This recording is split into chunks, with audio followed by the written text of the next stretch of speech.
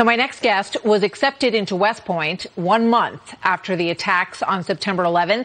He deployed to Afghanistan as an infantry platoon leader in 2008.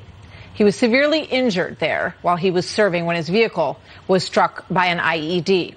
Purple Heart recipient Sam Brown joins me now. He's a retired Army captain, and he's now running for Senate in Nevada as a Republican. Captain Brown, thank you very much for being here. So you started at West Point just after 9/11.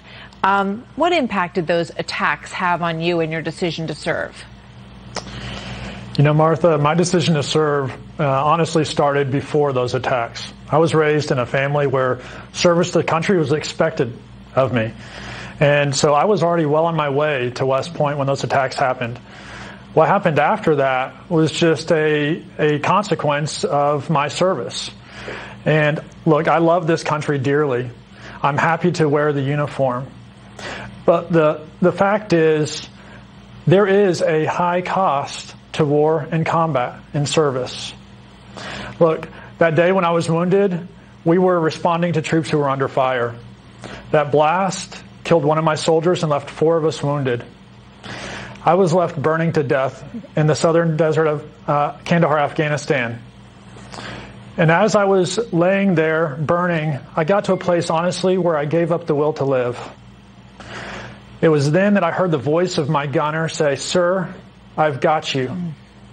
And that's what started the spark that gave me hope, which began a long recovery. Over 3 years, dozens of surgeries, thousands of hours of rehab. I had to rebuild my body and my life. When you ask about why I'm running for Senate, it's clear. America has been through traumatic things these last several years. Americans have been crushed by politicians who have destroyed this economy, who've destroyed our healthcare system, destroyed our education system through their policies.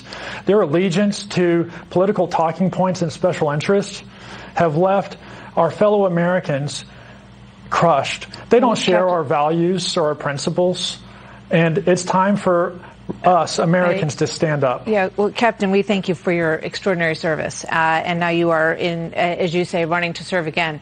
Before I let you go, there's a lot of division on this issue of pulling out of Afghanistan. You just heard the soundbite from President Bush, but President Trump said, you know, we were there for 19 years.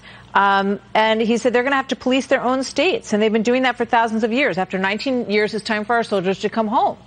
Which side are you on? You know, Martha, honestly, what's happening with the Biden administration is a travesty. It doesn't seem like there was very much planning here, and we've really left the country in a bad spot, and we've equipped either the winners of the Taliban or the Afghan government struggle with a lot of arms. It's my personal belief that we should have been out years ago. We should not have been bringing so many arms and leaving them there in Afghanistan.